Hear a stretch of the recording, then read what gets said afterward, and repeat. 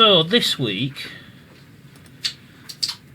for the final supplementary lecture, we're going to start to look a little bit at foreign policy analysis, which is separate to IR theory. It's kind of a separate body of theory, although there is a certain amount of overlap, as we will see.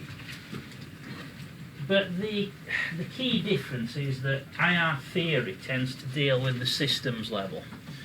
It looks at the international system, at the systems level, whereas foreign policy analysis focuses on the state and what happens inside the state.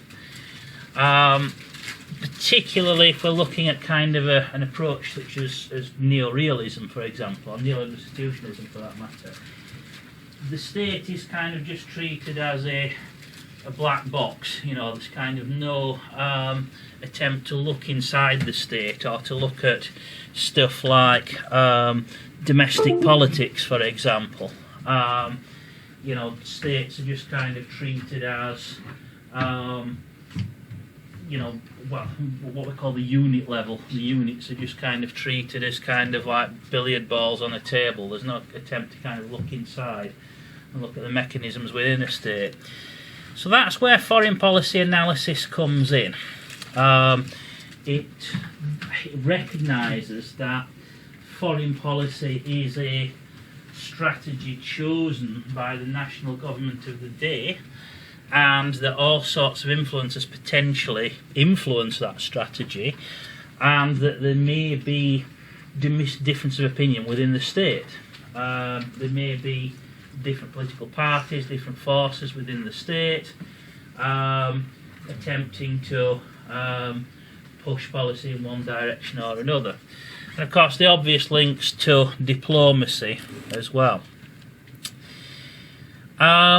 So we're talking about how do foreign policy decisions get made. Obviously that involves looking at people, ultimately involves looking at humans. This includes decisions to do nothing as well. That in itself is a policy.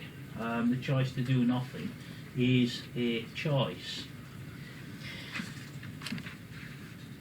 So again, we're looking into decision-making processes. We're looking at who is involved in those decision-making processes, and we are looking at where does the boundary lie between the system level and the unit level.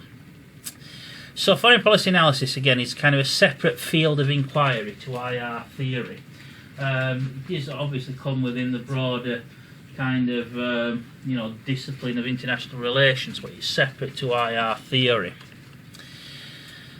So again, what kind of things influence foreign policy? Well, of course, that's going to be to some extent dependent on the state. It's going to be dependent on the culture and on the political culture. It's going to be dependent on things like identity, and this is where we can kind of bring critical theory and constructivism into it.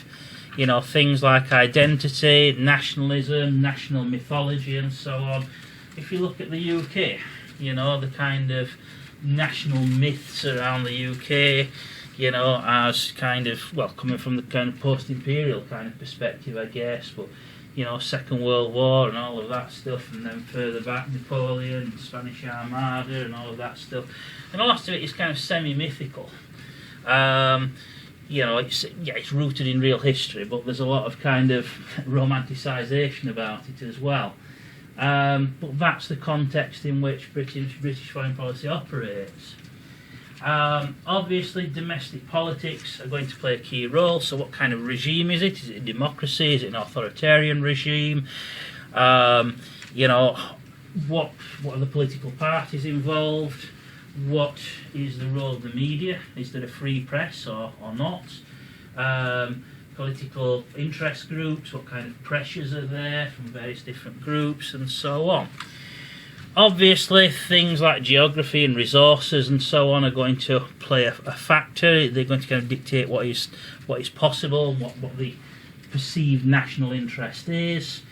And again, we have to look at the system as well, which is mainly what we've been focused on up to this point. So again, we'll kind of come back to this, but there are different kind of perspectives on who makes the decisions and who is involved in the decisions. So obviously we're going to look at individual leaders, individual politicians, but we probably have to look beyond that as well. So kind of the bureaucratic model is going to look at the civil service and the influence of government departments.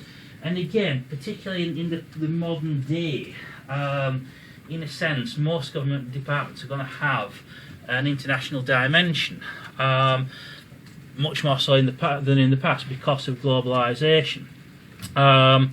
In the past, foreign policy was the remit of the Foreign Office, and that was about it. Whereas today, most government departments are potentially going to have an international dimension. Competition between government departments for resources and budget and influence and so on. Also, we see that with the armed forces as well. For example, we see competition between different branches of the armed forces for funding and budget. So that's kind of the bureaucratic model, which kind of looks at the bigger state, not just the government of the day and the individual politicians, but the kind of whole of the government machine, the civil service and so on. Also, the idea of standard operating procedures, because foreign policy is so complex that trying to work it out as you go along is very, very difficult. So generally, scenarios are going to be treated according to a set of standard operating procedures.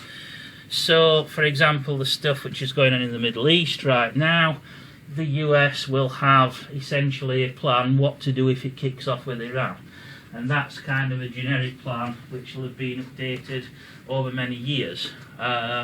If something does kind of, which, it's all up in the air, but if something were to kick off, again, the US isn't going to just make policy starting today. It's going to, pull out a pre sort of created plan and go by the book, perhaps modifying it a bit as it goes along. So again, think of the importance of perceptions, history, planning, standard operating procedures and so on. But obviously also we've got to think about the leaders themselves. What influences individual people, obviously cognitive processes, i.e. thought processes, are going to be influenced by all kinds of things. The personality of the leader is going to make a difference. The ideology of the leader is going to make a difference. But also the dynamics of the small group of people involved in policy making. The idea of groupthink. Groups have dynamics. It's okay. Groups have dynamics all of their own, and very often, decisions are not made in a vacuum. It's not one person making a decision, in isolation. It's kind of the way the dynamics of the group, function. So how does the leader's personality interface with that? So again, we can analyse things at different levels. We can look at the individual, we can look at the organisation, i.e. civil service and so on. We can go beyond that and look at all of the other influences as well, including, again, things like interest groups, pressure groups and so on. And again, we can't ignore the system, which is what IR theory looks at. So starting with individual level analysis, you may have come across the idea of the great man theory of history. Again, it's a bit of a gendered term. It's because it's quite an old phrase, and the leader may not be a man, but the phrase is great man because it's kind of a, an old concept which has been around for a long time. What we mean by great man, or great person, I guess, we don't necessarily mean that this person is great, what a wonderful person. What we mean is, you know, someone who has a lot of influence, someone who changes the course of history. So, again, how much influence does the individual have? And that's kind of one of the big what-ifs of history, and ultimately alternative history as well. So, for example, we know that Adolf Hitler was wounded. He was wounded twice, actually, but looking at one specific incident during the First World War. And, again, it's kind of believed that this guy, I mean, obviously he's dead now, this is going back some years, but this guy, Henry Tandy, is believed to have had an opportunity to finish off the wounded Hitler. Certainly Hitler himself seems to have believed this, and so did this guy Tandy as well. And basically Hitler had already been shot, already been wounded, and this guy, British private, had him in his sights, saw that he was wounded, and didn't shoot. Now, what would have happened if he'd fired that shot and killed Adolf Hitler in 1916? It's difficult to say. I mean, on the one hand, maybe there wouldn't have been a Second World War. Maybe there wouldn't have been a Nazi movement. Maybe there wouldn't have been a Holocaust. Maybe. But on the other hand, the kind of the bigger picture forces would have still been there. You know, Germany would still have lost the First World War. You know, the Treaty of Versailles would have happened, reparations, war guilt, all of that would have still happened. You know, hyperinflation would have happened. You know, the Wall Street crash would have happened, the Great Depression would have happened. So the conditions would still have been there for a Hitler-like leader to come to power.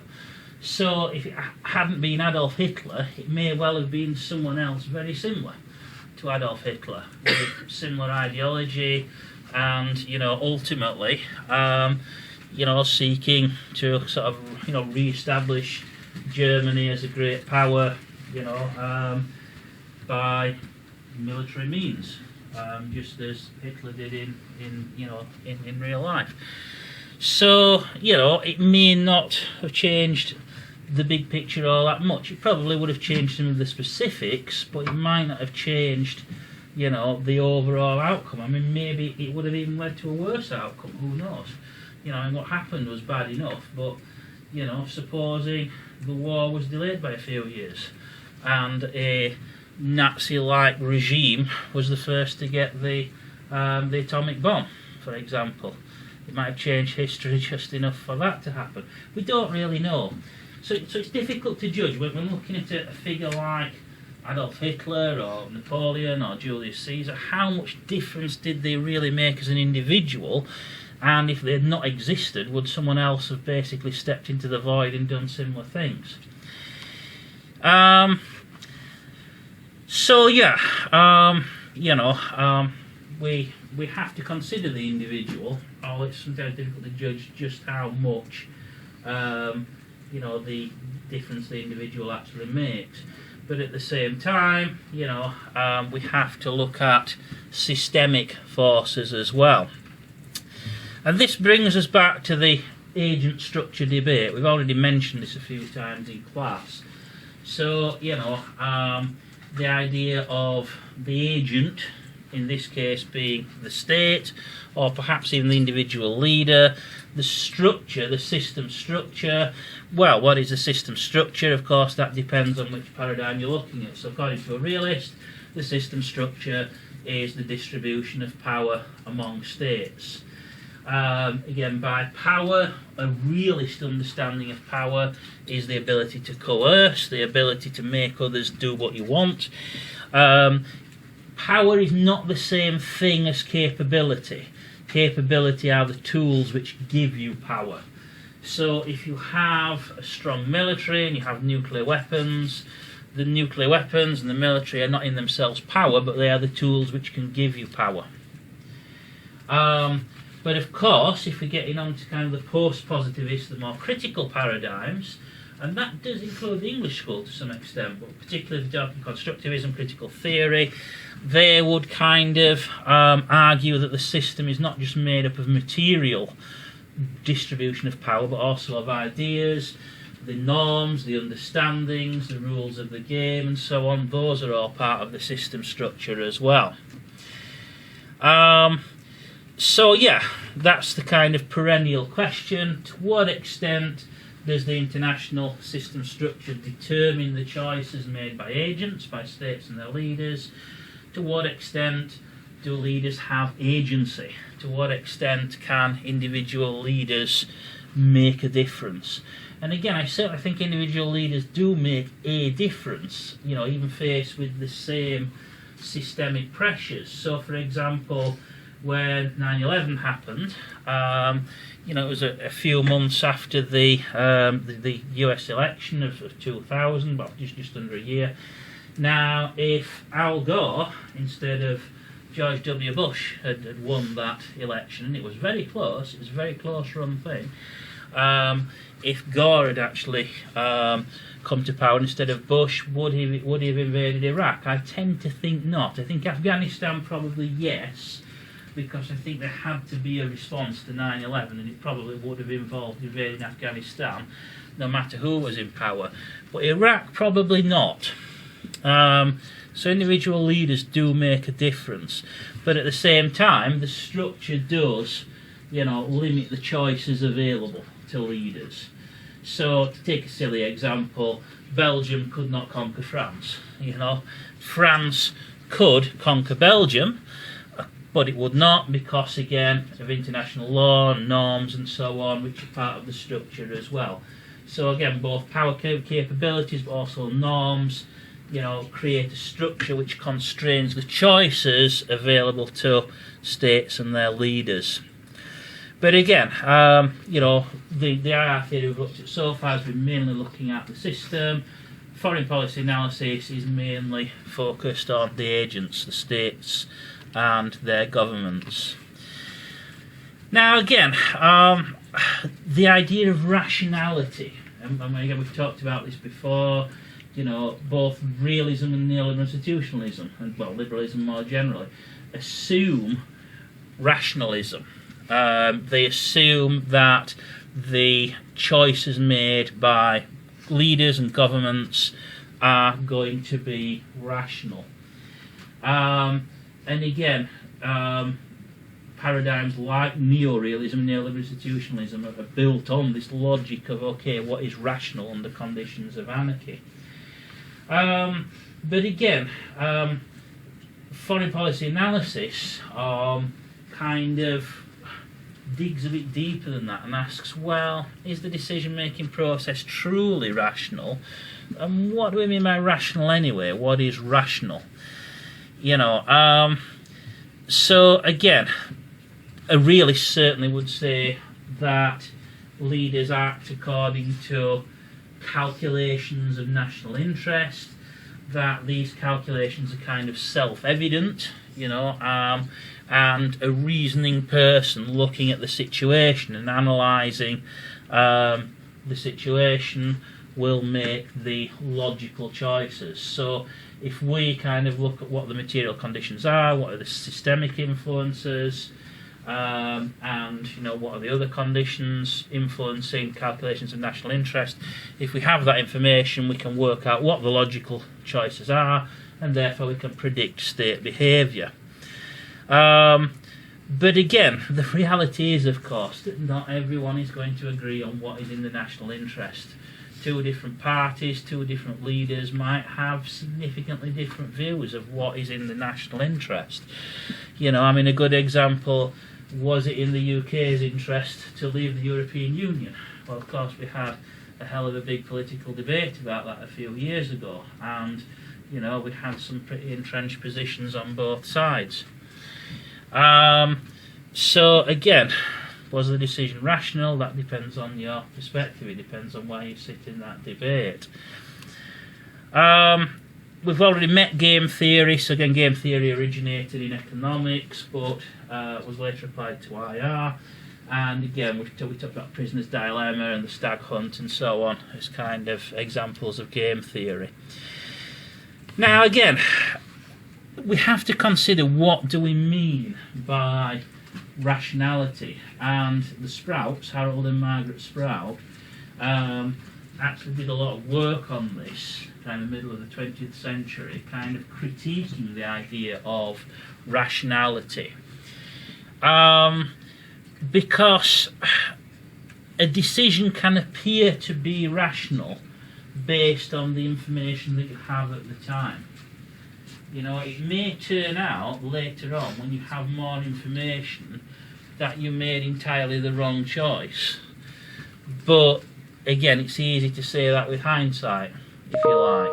Just because a decision turns out to be wrong doesn't mean that it wasn't rational based on the information that you had available at the time. And also we have to look at kind of the, other influences as well. Again, perceptions, pre-existing beliefs, assumptions, prejudices, all of these things are going to influence the thought process as well in reality. So this leads us on to what we call bounded rationality. And again, this concept was originated by an economist, a guy called Herbert Simon, but later borrowed by IR, the idea of bounded rationality. So foreign policy makers can be expected to act rationally within the context of partial information and other limitations such as pre-existing assumptions and so on. So the decisions that they make are rational within those limitations. So what would be a rational choice today could make less sense tomorrow when we see the situation a bit differently. So yeah, in terms of foreign policy analysis theory, there's kind of more than one paradigm on that. The first one, realism, is basically, obviously drawn from IR theory. So we already know all about realism, which basically takes the state and its interactions with other states as kind of the paradigm. It's kind of top down, and again it's kind of assuming rationality. It's assuming that the state is a unitary actor, that it doesn't particularly matter whether the Tories or Labour are in power in the UK. It doesn't particularly matter whether Republicans or Democrats are in power in the US. They're still going to make more or less the same decisions based on rational calculations of national interest. So yeah, we know all about how realism defines national interest. We know about Hans Morgenthau, who basically says that interest is synonymous with power. Basically, states will pursue power. That is, the national interest.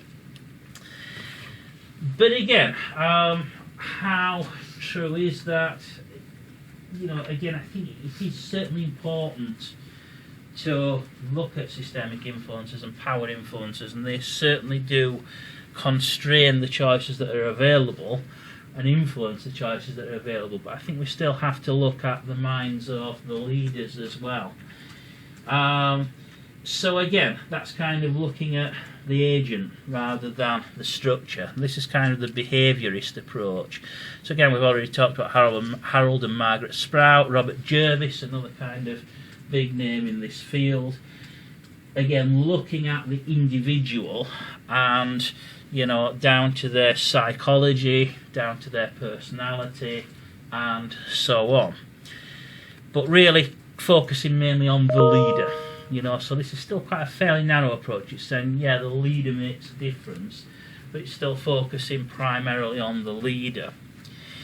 If we then get on to the bureaucratic model, and again associated with people like Graham T. Allison, another kind of important name, again says that, well, you have to look at the bigger picture. So we have to look at the broader government machine, we have to look at the civil service, we have to look at things like the military establishment, the diplomatic service, the influence of ambassadors on the ground, and so on.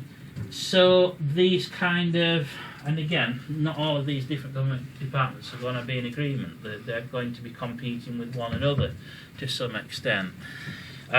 So this kind of ongoing bigger political debate and kind of turf wars within the broader government machine is going to influence foreign policy decisions. Then we get on to pluralism, which is associated particularly with Robert Dahl. Pluralism basically looks at the bigger picture of society, so not just the state per se, not just the government, not just the civil service, but all of the different interest groups and forces within society. So things like, the military-industrial complex, things like the business lobby, things like the trade union lobby, things like, all sorts of other interest groups as well. What's the business lobby? The business lobby, well, again, it's probably not in reality a kind of single monolithic homogenous thing, but basically organisations like the CBI, the Confederation of British Industry, basically representing business interests. Or again, maybe multinational corporations in their own right. I mean, some corporations are big enough that they can have influence. So in the UK, I guess a company like Shell, which is the biggest company in the FTSE 100. It's the biggest company listed on the the London Stock Exchange. They're going to have a certain amount of influence simply because of their economic power and their ability to, again, it's at the moment Shell's kind of threatening to delist and, go to New York instead. So they have leverage potentially over government policy to an extent. So yeah, big corporations, either if they're big enough alone or through organisations like the CBI, basically representing a powerful interest group that can influence government policy. But not only business. I mean, again, things like the TUC, the trade union lobby, potentially could have, influence as well. All kinds of interest groups sometimes can have, influence outside of their actual numbers. And particularly in a democracy, of course, politicians have to be aware of public opinion and the groups that can sway public opinion in different ways. So this includes the media as well, of course. The media pressure, very powerful. Even in a dictatorship, even authoritarian leaders can't completely ignore public opinion. It may not be quite as obviously pressing as in a democracy, but even authoritarian leaders can't ultimately ignore public opinion completely. So yeah, a complex, kind of interplay of different forces within a society and different interest groups, maybe pulling in different directions, potentially going to have an impact on foreign policy decisions. So yes, those are kind of the 4 different approaches to foreign policy analysis.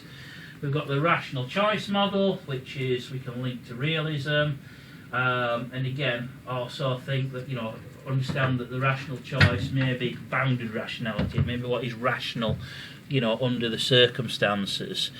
We've then got the individual minds approach, associated with people like the Sprouts and Jervis, focusing on individual personalities and psychology and ideologies and so on of individual leaders.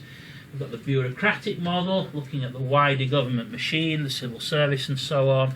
And we've got the pluralist model, which focuses on groups in wider society. Now again, as with IR theory, I don't think it's a case that one of these is right and all the others are wrong. I think it's more a case of different levels of analysis. Each of these plays a role in the decision-making procedure, and to fully understand what's going on, we have to, look at it through each of these lenses. So yeah, the thing is that different foreign policy analysis models are going to emphasise different factors, but in reality, foreign policy decision making is always going to be a complex interaction between some or all of these factors. So a good example, which I've kind of used in the past, would be US intervention in Somalia. Okay, this is going back 30 years, so this is not exactly, hot off the press, but it does kind of illustrate the point. The Somalia crisis, I mean, again, you won't remember it. I mean, I was only kind of in my sort of teens, early mid-teens at the time. In 1991, the then Somali dictator, was overthrown in a military coup, and basically Somalia then descended into civil war between, in particular, two powerful warlords, other smaller warlords kind of taking sides as well. And, this was kind of a massive conflict which led to the destruction of the country's agriculture and led to an enormous famine. And again, I can still, remember this stuff coming on TV every night, the images of famine, people kind of starving. It was a horrible situation. So, obviously, where is the UN? Is the first question you would ask. Again, obviously this is before Responsibility to Protect. This is about 10-15 years before. But the UN did organise a relief effort. But because the fighting was ongoing, it was kind of difficult to administer aid. It's a little bit like the situation in Gaza now. How do you actually get humanitarian aid through when there's active fighting ongoing? So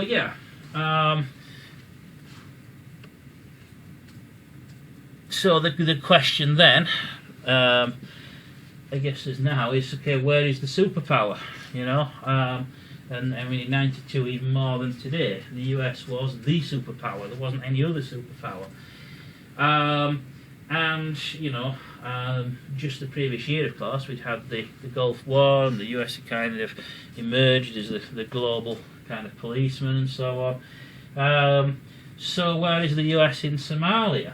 And the US was kind of hesitant to intervene in the first instance.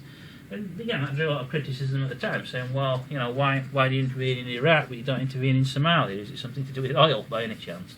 Perhaps it is. But also, there was kind of a real worry in the White House, among the kind of government advisors, but also military leaders as well, kind of warned that if US forces were to kind of go in and try to act as peacekeepers, they were likely to end up being drawn into the fighting. And, the nature of the conflict, again, much like some of the conflicts we're seeing around the world today, very difficult to distinguish combatant from civilian.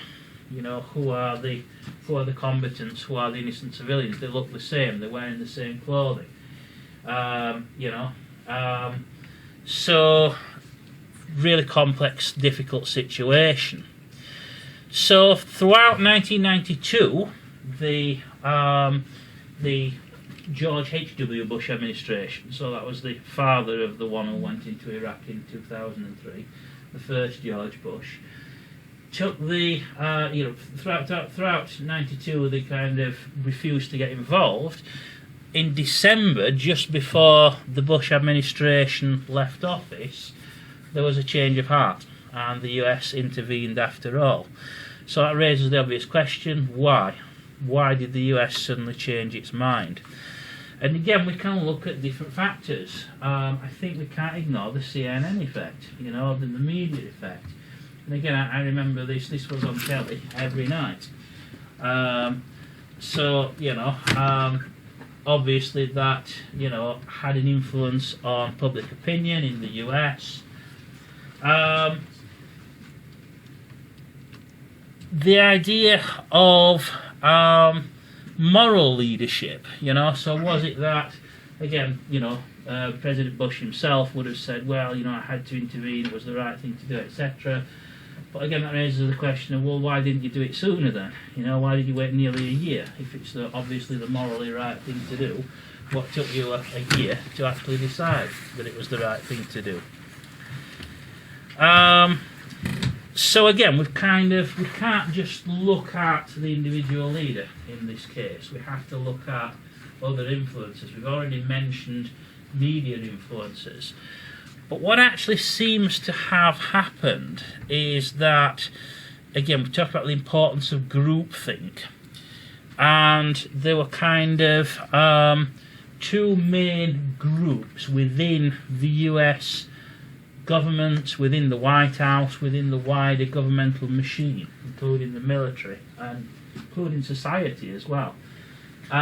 So we're looking at kind of the bureaucratic model. So there are kind of two main camps. There were those who essentially took a realist perspective, who said that the US should only intervene if its own interests were threatened, which they were not. And they seem to have held sway throughout much of '92. But the other lobby were the liberal humanitarianists, the people who were pro-intervention.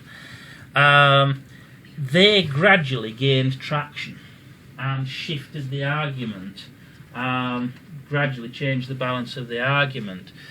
So again, as the crisis persisted, growing media attention, you've got the UN Secretary General, you've got various NGOs publicising what's going on, highlighting the fact that millions of people were starving, basically. So political pressure building, and the mood in public opinion starting to swing away from, the isolationist approach towards the kind of humanitarian view. There was also, of course, the election, which led to the election of Bill Clinton as president-elect. And there was certainly a belief that, regardless of what the Bush administration did, the incoming Clinton administration would intervene anyway. So the military kind of saw this as kind of inevitable, so started to actually plan for intervention, which they expected to come anyway. So you've now got a military which has kind of shifted from saying this is very dangerous, we don't, we can't do this, to kind of having active plans to be able to, intervene. So basically, the discourse, if you like, not just within the government itself, but within broader American society, the discourse had gradually shifted over the course of '92. And the political pressure to intervene in Somalia became overwhelming, essentially. So late in November, President Bush changed his mind and decided to deploy US forces to Somalia. So again, we can link this to the cumulative political pressure, complex interplay of factors within society. But again, I think we also have to look at Bush himself, and okay, it might not have been a question of morals so much as looking at his own political legacy.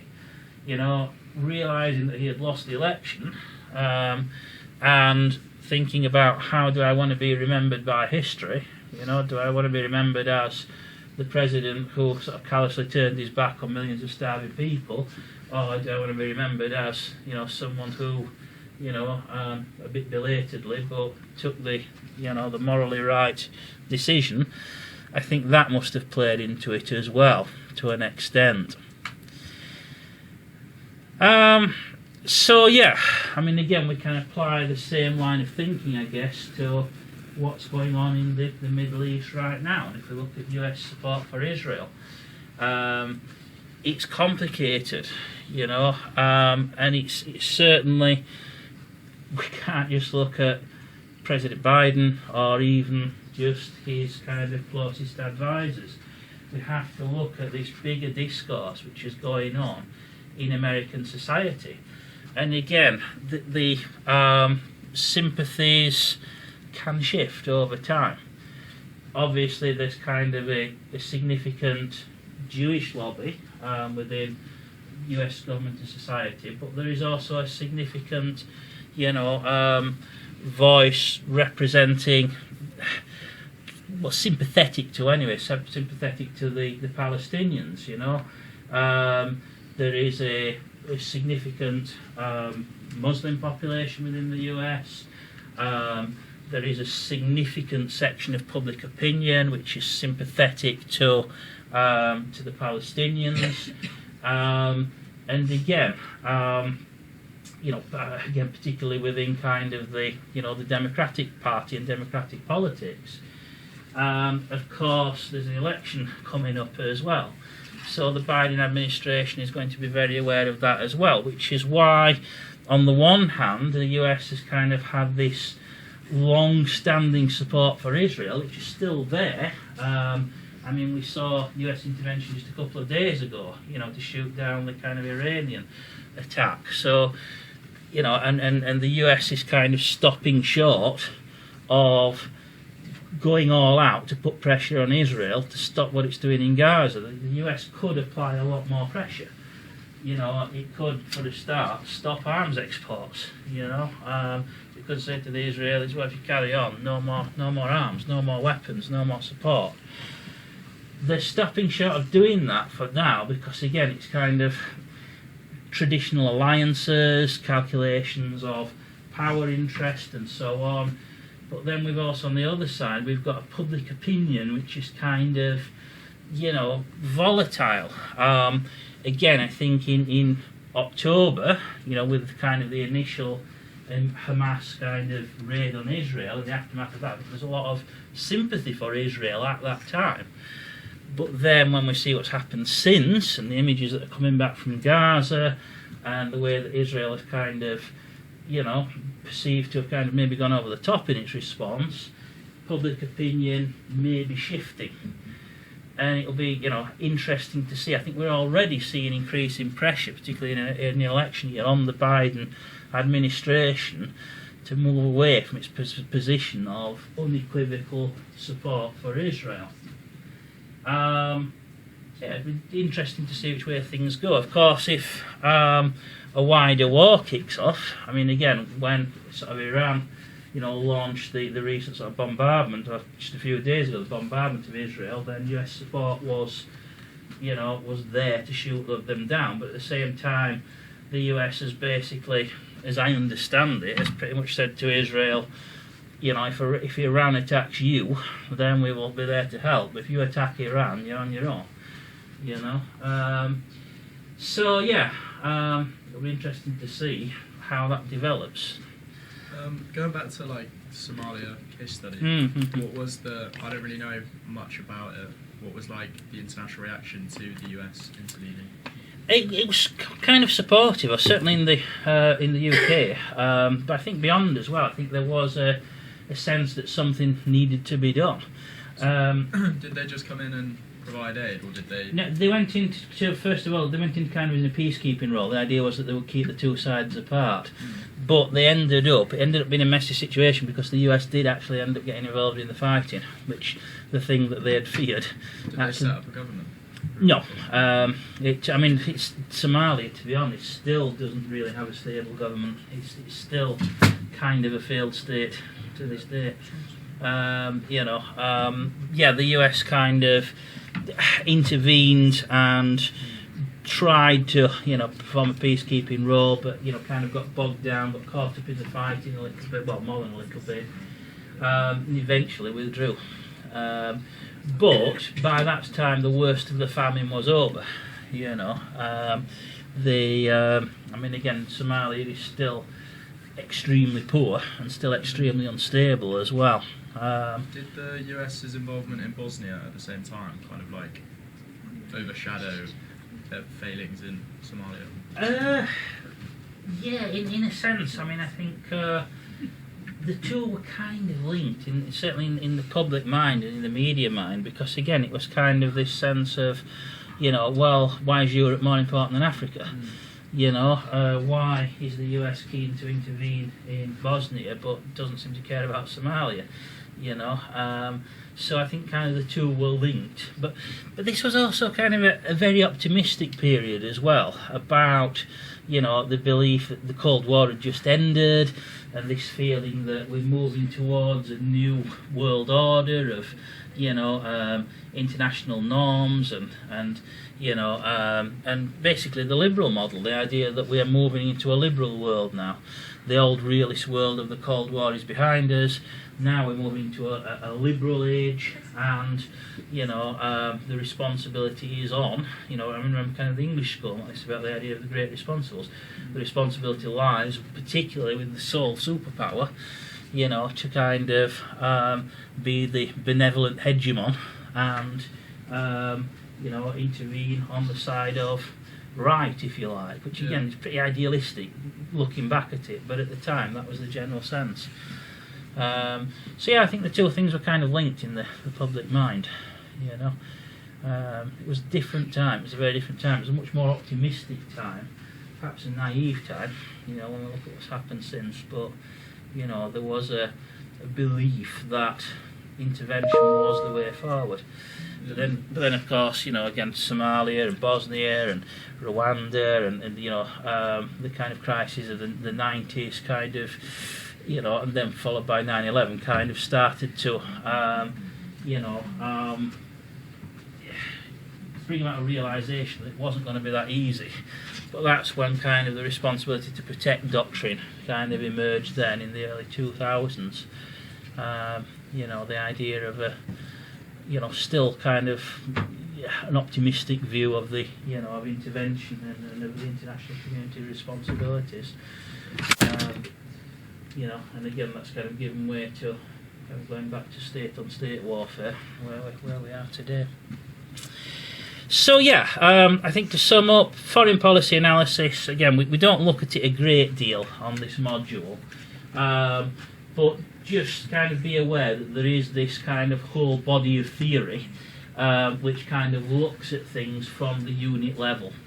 So while IR theory does concentrate primarily on the system and different aspects of the system, whether that be power relations between states or whether it may be socio-economic forces and so on, IR theory in general looks at that systems level, but be aware that there is this whole other body of theory, foreign policy analysis, which looks at the unit level, looks at the states, looks at the governments, looks inside the black box, if you like, and analyses in more detail how strategy is created and the different influences on that. So as we've said, the system structure certainly is important, but at the same time, you know, governments have agency to an extent. We have to look at the thinking of individual leaders, but we also have to look beyond just the leaders to the broader, complex set of factors influencing decision making as well. So that includes bureaucracy, it includes domestic politics, it includes the media, it includes wider society and all these interest groups. So again, we've got these different models of foreign policy analysis which look at different levels. And again, it's not a case, I think, of one of these being right and the others being wrong. I think each of these models has some explanatory power. You know, maybe sometimes, depending on the context, one of them more than another. But overall, it's a complex process, and I think we have to look at the decision-making process through different lenses and at different levels of analysis to kind of really get a handle on what's going on.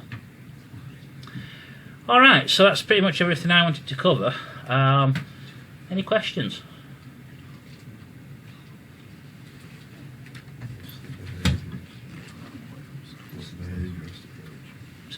What's the behaviourist approach? Behaviourist, well, that's kind of looking at the leaders themselves as individuals or as a small group, basically. Again, that's important. It is important to kind of look at individual personalities and group dynamics among a small group of people, like the cabinet, for example. But again, that doesn't happen in isolation either. We've then got all of these other bigger influences: civil service, broader society, influence different interest groups in society, and so on.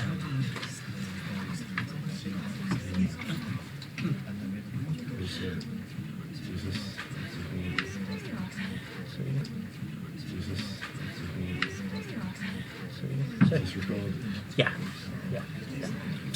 Okay, so we'll leave it there for today then. See, I'll put the recording on.